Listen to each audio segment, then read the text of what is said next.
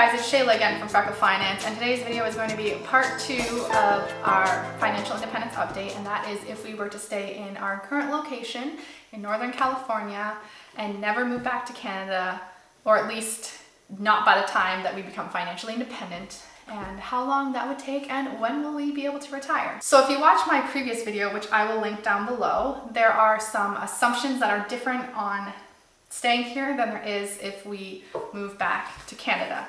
So the first part is I did not assume that we sold the home. I assumed that we paid off the home.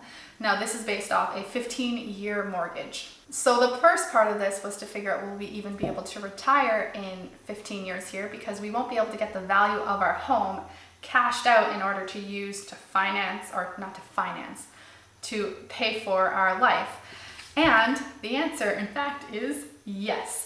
And that is the timeline. We will be able to retire in 15 years because prior to that, our mortgage payment takes up such a large amount of money every month that we would not be able to retire before that. Because the numbers I figured out that we will have monthly in 15 years excludes the mortgage payment.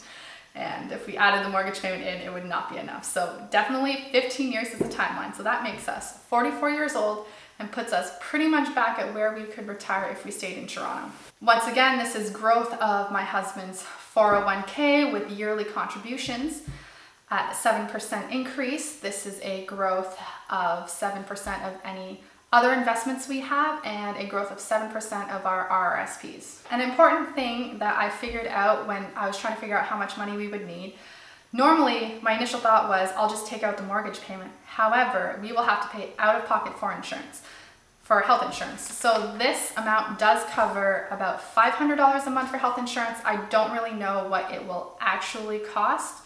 Hopefully it wouldn't be much more than that, but that's what I have for the estimate now. So if we were to need more health insurance than that, we could either cut back somewhere, or we could wait a year later and probably retire at that point. So that's pretty cool, because when we first moved here, we didn't think we'd ever really have the option to retire at an early age, like any earlier than probably 60. Part of that was we thought we would need a 30-year mortgage, so the 15-year mortgage really helps that out. As well, as I mentioned in previous videos, other than your utilities, the other expenses on your house don't really increase over time, so it pretty much stays flat, and so that's actually a bonus for staying here than going back to Canada, although it's still a lot more expensive for mostly everything else. And let's give a big thumbs up for being able to retire early as well in Northern California. If you're new to this channel, make sure you click that subscribe button below. I upload videos on financial independence,